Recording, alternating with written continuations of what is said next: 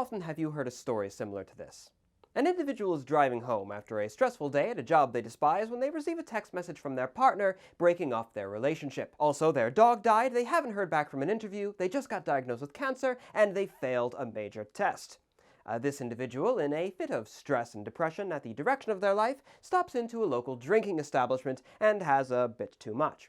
Not realizing, or perhaps not caring, about the potential danger of their impairment, late at night they step back into their vehicle and they drive off. They are involved in an auto accident resulting in the death of another completely sober person. Now, we might ask ourselves the question, as indeed the family of the victim is also likely to ask, why did this happen? Well, the answer, of course, is a simple one. The drink driver's senses were too impaired by the alcohol to see the stoplight ahead, so they ran through it, they hit the victim, who later died. But why was the driver driving drunk? Well, because of how upset they were, obviously, and with their mental impairment from the alcohol and, of course, all the stress, well, they clearly weren't capable of properly determining the risks of their actions. After all, they'd driven home after a drink or two before. It just turned out that, well, this time it was a little bit too much. Well, then why was it too much to drink? Why were they depressed? Well, because of all the terrible things that happened to them, obviously. If those terrible things never happened, well, then they never would have started drinking. They never would have driven while impaired, and the victim would still be alive. So now I ask you, dear viewer, what part of my story exonerates the person of any wrongdoing? What part justifies what they did? Nothing, you say. Nothing justifies the drink driving? I mean, at all? Even the horrible situation that they found themselves in? You're saying they should have realized the danger of what they were doing and not done it all the same? That because of their gross irresponsibility, an innocent person has died. Well, okay, all right, fine. Let me add some more qualifiers then. Let me add some more conditions that maybe will change your mind and exonerate the individual. What if the drink driver also had a terrible past? What if they were abused, mentally and physically, both as a child? Would that exonerate them? Would it justify their irresponsible response to this misery? What if the victim of the crime was actually the interviewer who never called them back?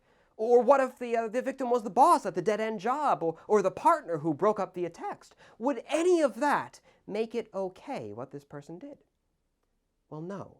Of course, none of that would make it okay. Just because there's an explanation as to what led to the drink driving, it doesn't mean that it wasn't still the wrong thing to do. There may have been a logical pathway to the event, but that doesn't exonerate the act itself. And just because the victim may have done something bad at some point in their life, even possibly relating to the drink driver, does not suddenly translate into drink driving being okay. It's still a bad thing because it represents grossly irresponsible, reckless, and dangerous behavior on the part of the driver. Even if you drink drive and don't hurt anyone, it's still not only really stupid, it's also illegal and immoral with good reason. And nothing much just short of being rushed in the bar by attackers, and the only way to escape them from them is to drive off, even if you're a little inebriated. Nothing just short of that can really even begin to justify it. Okay, so for most of us, that is all obvious. That's a very obvious point. So what's my point? Why am I making this video? Well, let me answer that with another example, an unfortunately very common example. And again, tell me if you've ever heard anything at all similar to this case. When the Red Army entered Berlin in 1945, they were at the closing end of a brutal war of extermination against their people.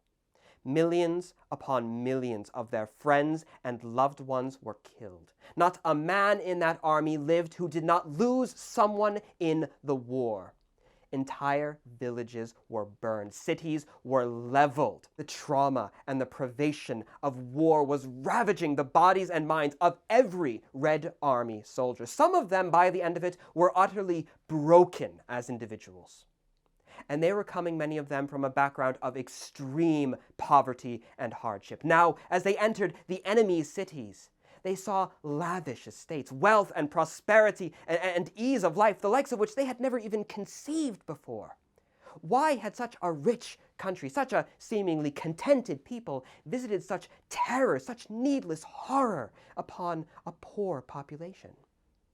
And that resulting tincture of rage and confusion and sorrow, triumphal relief, and the absolute power of conqueror over conquered, led to some of the most terrible mass rapes and other war crimes in human history across Eastern Germany and other Soviet-occupied lands. How about this example? The German people were scared. Their money was worthless. They were starving. Political violence was taking over in the streets. Just a few years earlier, things had seemed to be going so well for them.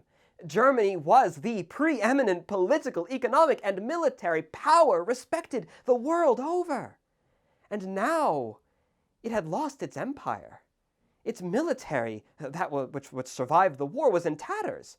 It had a bloated, inefficient bureaucracy that seemed so totally incapable of getting anything done. There was no end in sight to the suffering. The people wanted answers. They wanted guidance, a strong leadership, anything to fix the problems, to just bring back what once was, to restore Germany to not any sort of new height or glory, but to its previous state, if nothing else. So naturally, when a powerful leader came along and seemed to have all of those answers, all of those elusive, just simple answers to solve the problems, and they were able to show how all of these defeats, they weren't Germany's fault, but that of insidious agents of chaos abroad, well, the people listened to him. Wouldn't you listen to him?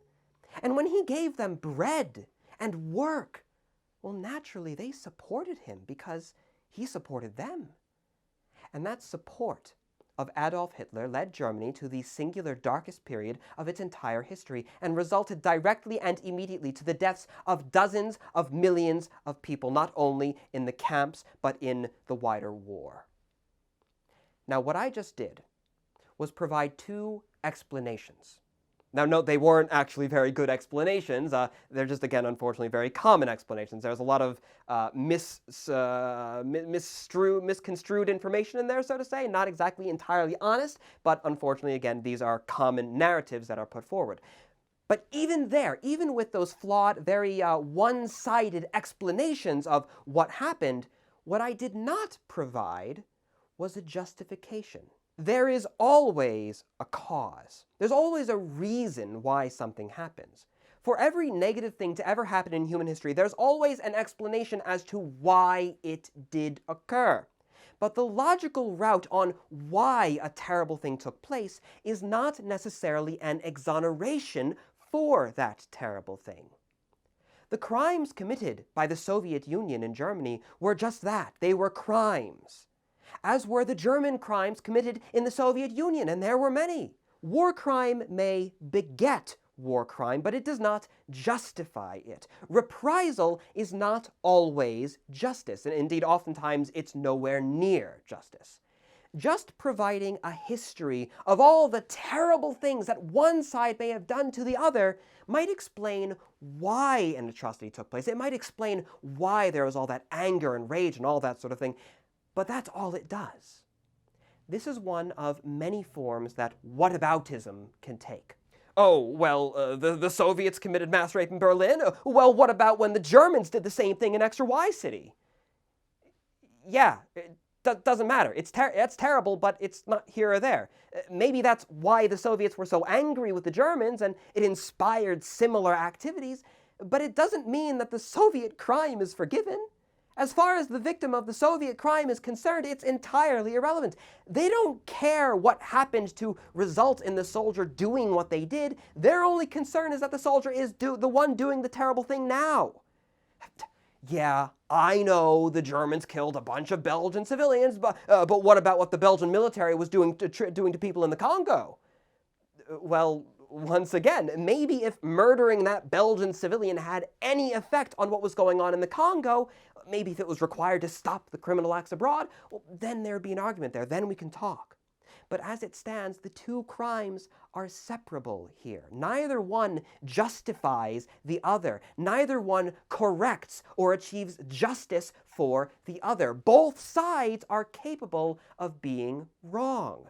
Look, I know you're upset that your friend was killed in an auto accident, but really, you can't blame the drink driver.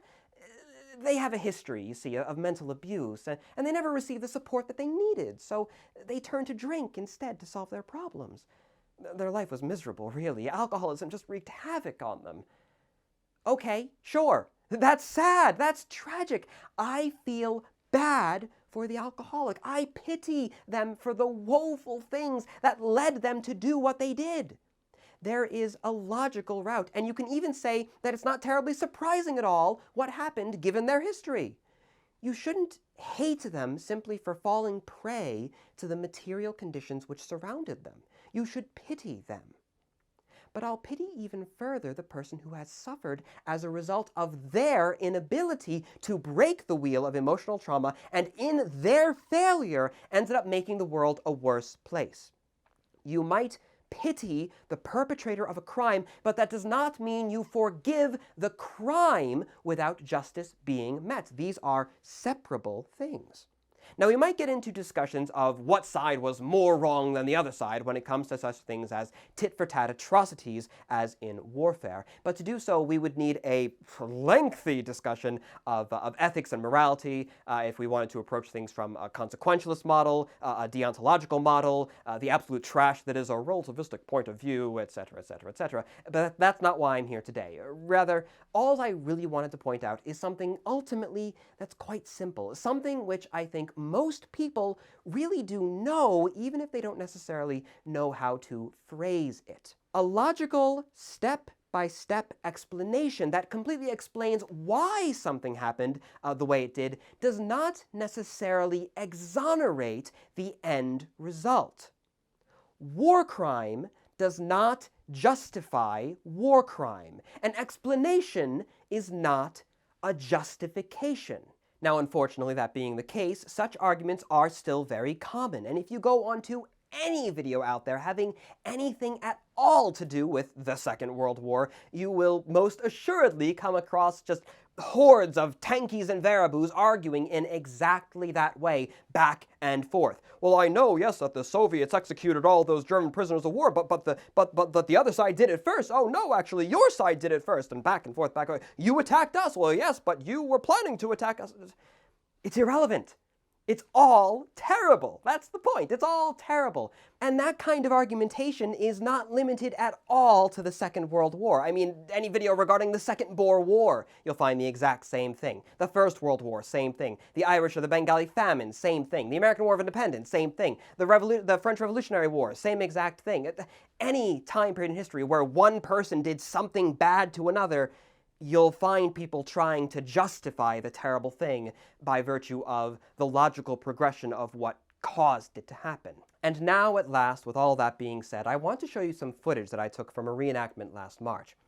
I've been sitting on this footage for quite some time now, but I didn't want to just put the footage out there without any context, because I know that if I did, well, it might not look very good. And what's more is that, given the nature of the footage, it might enable some, shall we say, historical and political crazies out there to support their particular flawed worldview, their limited worldview. Because the footage is highly offensive in many ways, in many good ways. Because myself and the reenactors who took part, we all decided that we wanted to show something offensive. We wanted to recreate the kinds of terrible things that were regular occurrences on the Eastern Front, because this kind of footage, I think, can be quite educational, a way to help better understand, at least in extreme microcosm, the terrifying and awful situations which so many people found themselves in historically. I didn't want anyone to watch this reenactment footage and walk away feeling good about themselves. I didn't want anyone to watch this footage and feel like it is portraying anything at all other than human tragedy. Because ultimately that is what it is, that is what it represents.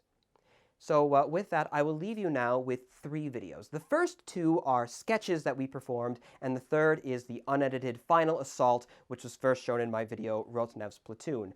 As far as the extreme human tragedy, primarily the first sketch is the grossly offensive one. The other 2 are just for fun, and they're still, shall we say, impactful along very similar lines.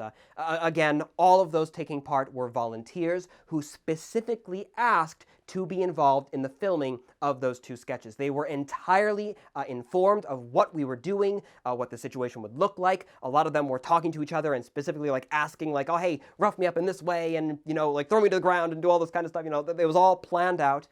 All of the spacing and the choreography was worked out and rehearsed beforehand. You know, we sort of did like dry runs, non-firing dry runs through the movements to make sure that everyone was on the same page.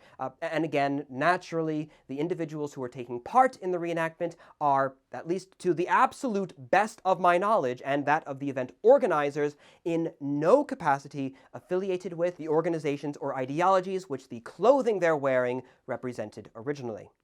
Now, I hope that you enjoy the footage, and I do use that term in a very loose manner. Perhaps I should say I hope you learn something from the footage when paired with the rest of this video's content. And of course, thank you all for watching. Of course, in particular, to my ever-beneficent supporting classes on Patreon.com. It is by virtue of your support that I am able to carry on with the work that I do. Until the next time, my dear viewer, I am, and I shall remain, your most humble and obedient of servants.